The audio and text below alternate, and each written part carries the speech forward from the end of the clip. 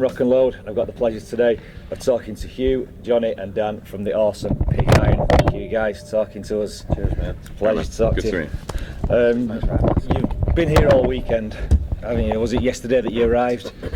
Yeah, we got Today's here about Saturday. 10 o'clock. Traffic wasn't great, Yeah. but We made up for it though, pretty quick. we stayed up quite late last night though. It's good Yeah. fun. We all had a good night last night, Yes, so we did. it's now 10:15 on a Saturday morning. Yes. Hence why we're all looking like this. Yes. You're opening the main stage today at 1 o'clock, Yep. isn't it? So are you ready for it? Yeah, It's man, we're gonna- ready. Yeah. We're ready. We'll be good. I don't know, this is our 5th Hard Rock Hell, I think, something like that. Yeah. But, Yeah, fifth, I think. Yeah, that slot seems to work for us. You know, it's we always seem to get a good. And crowd you always in, get a so. big crowd as we well. were yeah. the last time we did the main stage. Again, I think it was a Saturday morning, might have been a Sunday morning. I can't remember. But, yeah, we turned up. Place was empty. I thought, my God, they're all in bed, aren't they? And then at kind of 5 to 1 or whatever, we looked up the curtain, it was rammed. Yeah, so yeah, we were really pleased with that. And we Yeah. hope the same today.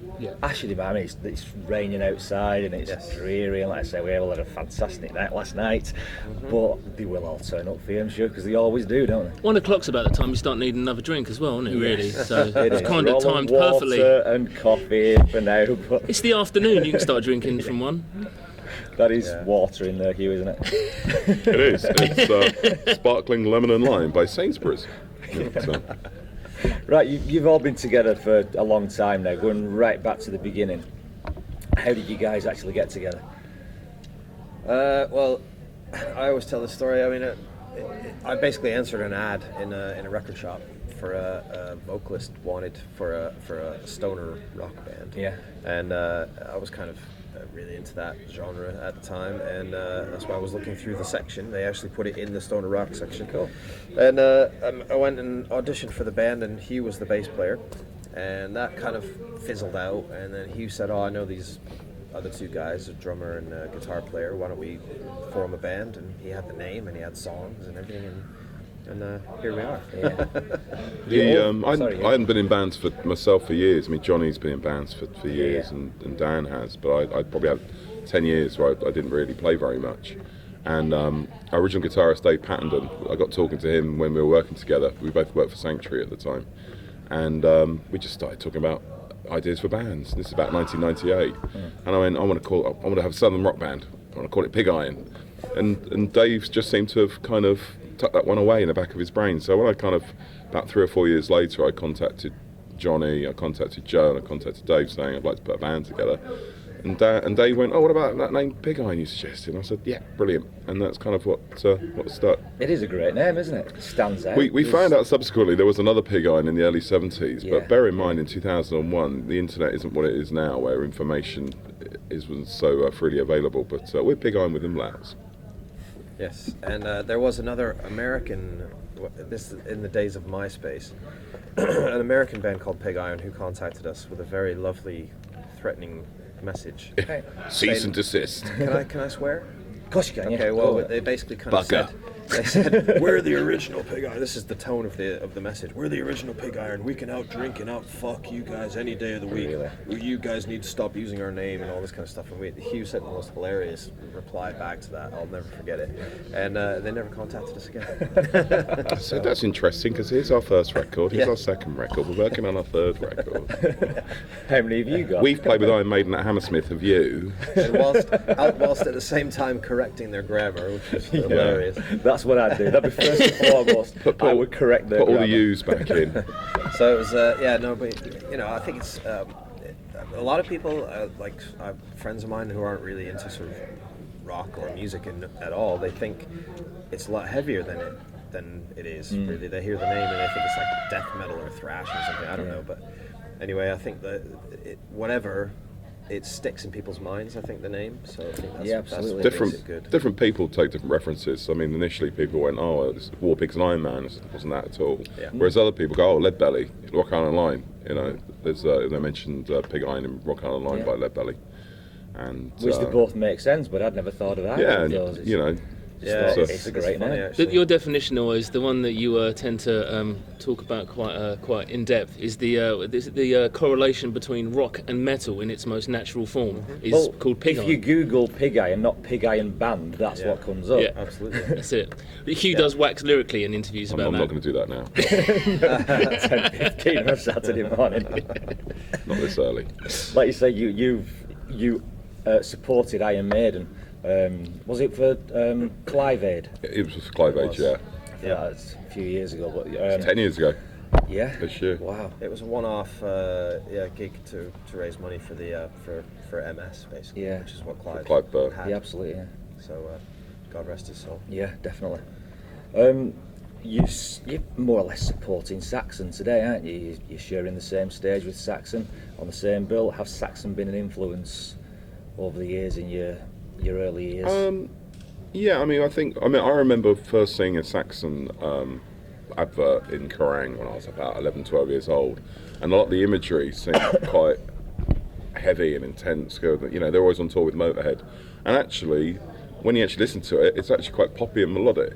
I know it's an obvious thing to say if you're a Saxon fan, but I was quite surprised actually how radio-friendly Saxon. Yeah. When you actually hear those songs, but those guys, you know, they actually go back a lot further than that. They'd already been going about sort of 5-10 years or whatever before they made a record. So Weren't they signed to a French disco label? for a Carrere, It was they were signed Carrere, to yeah. Carrere Records, yeah. Yeah, I remember buying Wheels of Steel and I think Strong Ottawa was Out signed to of the Carrere Law. or something, weren't they? DASCO. Yeah. Yeah, I mean, you know, we're just basically really happy to be here. I mean, we've been lucky enough to play with loads of bands that we all had, you know, on posters on our walls, you know, when we were growing up and stuff. And now we're playing with them on the same day. It's crazy. So. Yeah. My that was one of my favourite Pig Iron moments.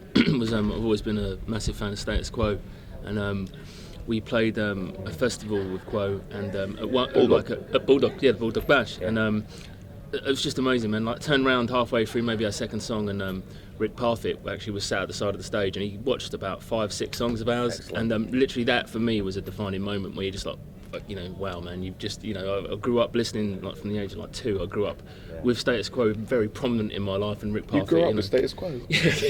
not literally, but yeah. Literally, You're the third band member this weekend in interviews that has mentioned how much of an influence Status Quo has been on them. Well, if you, I mean, you know, obviously towards the 80s it took a interesting turn.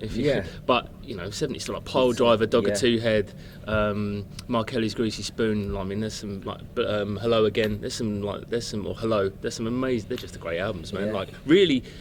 Quite technically proficient as well, man. People Yeah. always talk about them being People a don't 3 realise, chord do window, they? and I'm like, man, you do that. It's actually really tough. They They're, play themselves down, don't they? Yeah, they Three-chord do. Thing, but yeah, I mean, there's a lot more to them. That was one thing. I went to see the, you know, the reunion, the original, not the Frantic Frantic Four. Four. Yeah, I went to see, like, on every tour. I went to see a couple of gigs, and to me, that was obviously the first time I'd seen them live with Alan Lancaster, and like that to me was just that was amazing. It's just so funny how, and that's the thing about bands, I guess, that you kind of each individual member does bring something different to the band, and you know, when you replace people or people leave and they get replaced, it does change the dynamic of that band. And seeing Status Quo with Alan Lancaster and John Coglan was, to me, it was like watching a different band from like the other 10 times I'd seen them. Yeah. I mean, also like in the 70s, you know, Thin Lizzy was Live and Dangerous, AC/DC's If You Want Blood, Deep Purple was Made in Japan. And with Quo, it's Quo Live. It's one of the, I call it one of the, you know, the hard rock scriptures.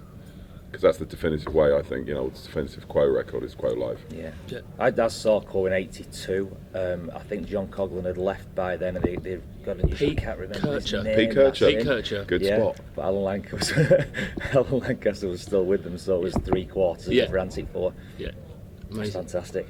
Again, talking about the old days, earlier on this year, you played a concert to celebrate the life of Tommy Vance, and the Friday Rock Show was how much of a privilege was that?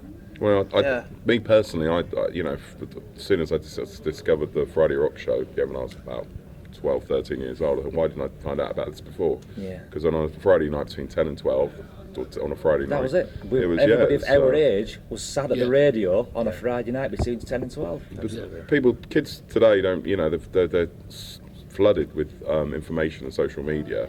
Is that they're, you know, the fingertips through the internet, whereas then we had Kerrang, I had Sounds, and I had the Friday Rock Show, and Yeah. that was kind of it. Yeah, it was, yeah. So the first time I heard Metallica was on the Friday Rock Show. The first time I heard Saxon was on the Friday Rock Show. So it was an education as much as anything else. It was. Yeah, he was very open-minded about the different, styles of rock and metal as well. He'd just kind of play so much different stuff. He would. Technical, thrash, rock, AOR, glam, whatever it was. He'd just play it, and it was that was really cool for me because I don't kind of put any limits on the different genres of music that I listen to. It's just I just knew that I'd hear some cool stuff on that show. So. Yeah. A friend of mine bought some CDs that were direct transfers from old broadcasts of the Friday Rock Show. Right. And there was one from 1981. It was the whole show with all the introductions and all the... And I obviously didn't know what they looked like at the time or seen a video because Tommy played a track of the first Duran Duran record. Really? Yeah.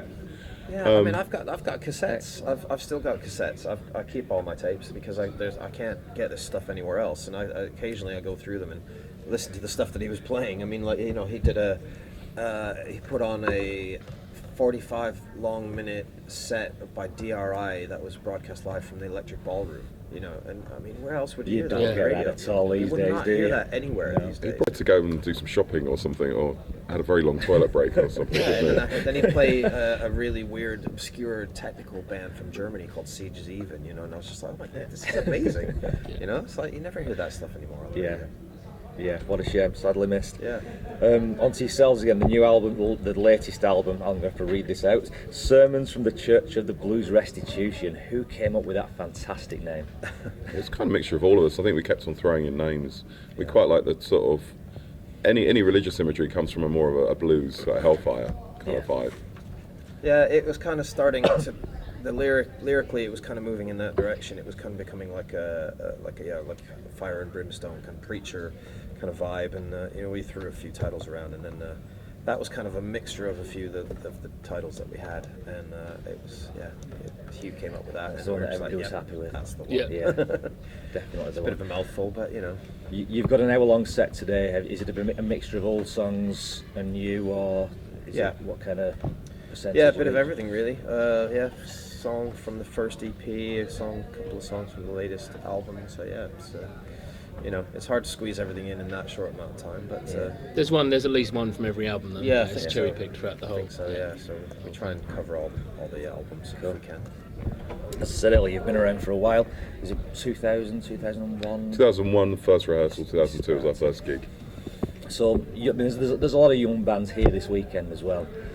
Do you think it was easier in 2000, 2001 than it is these days to... The main difference, to I get think, on the is ladder? people have short memories, but rock music wasn't considered that cool in 2001. It was going through a bit of That's true. a trough.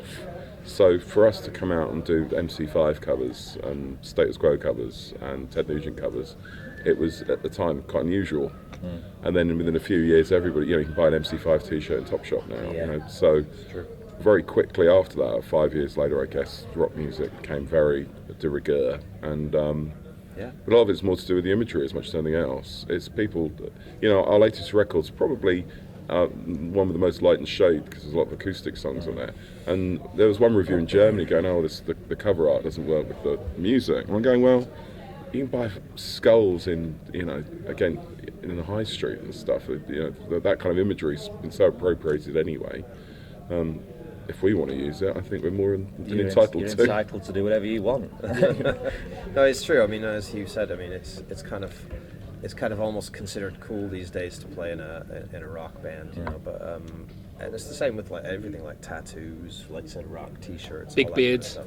Yeah. Beards, yeah. No, I you mean, see like mainstream media, somebody on Radio 1 wearing a Motley Crue shirt Yeah. and go, name one Motley Crue song. Yeah, exactly. You see it with the Ramones. Ramones, t-shirt. yeah. And I'd love to go up to them and go, what's your favourite Ramones song? They wouldn't have a clue. No, No. totally, man. Yeah, it's a sad state of the society today, but Yeah. I mean, I guess the good thing about it is that rock music is getting more of a bigger profile these days, Yeah. in mainstream media and stuff like that. So that's a good thing. Yeah, but you look at the charts and there is no rock bands, No, that's true. rock acts It doesn't get the at all. airplay. It definitely doesn't get the airplay, but it still has that kind of air of mystique. Yeah. Yeah, it kind of never did. I think that's in a way. I think if it was kind of bombarded, other people get sick of it, but I probably wouldn't feel as.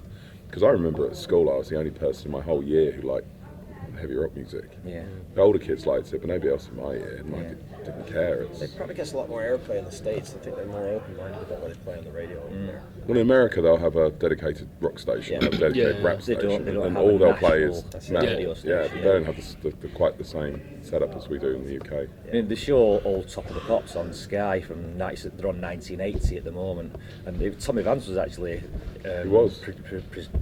introducing the other night, the one that I watched, and they had Iron Maiden and Saxon on. Yeah, wow. And if Top of the Pops was around now, that just wouldn't happen, No. would it? It'd be all the crap that's in the charts these days. That's amazing. Right, one last question, but you might have to think about it. You're at a fantastic festival this weekend. If you could choose a festival lineup, you're slap bang in the middle of the lineup. You can choose 2 acts to come on before you, 2 acts to come on after you. Who would it be? For me, I've always wanted to play on the same bill as Robin Trower. Really? I'm a big Trower fan. Yeah. I don't know why. I've always wanted that for some reason. So would he open for you, or would he come on after you? Oh, I would. I'm not worthy. So he would headline for you. Yeah. Do you know what I think? We'd probably just want to go on first because we'd be too humble. We'd be like, yeah, look, we'll just go on first. And Everyone then else can. go Yeah, to the bar. That's a good there's the excuse idea. to go on Yeah, first. then drink and enjoy. Yeah, of course. That's the trouble. Yeah. Like, we'll fight over who's going on first.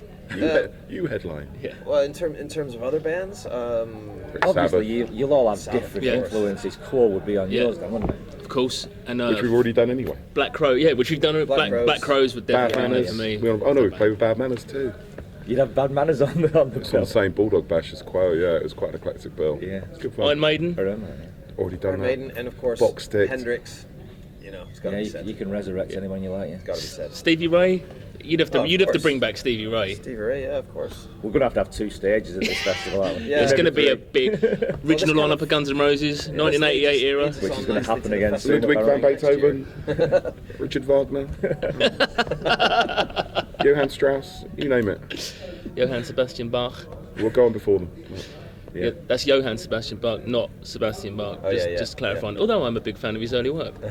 Both. On that note, We thank you digress. guys. Thanks, man. It's been fantastic. Good luck Cheers, dude. with your Cheers, set man. today, Thank you. and I'll see you later on. Thanks, Cheers, man. guys.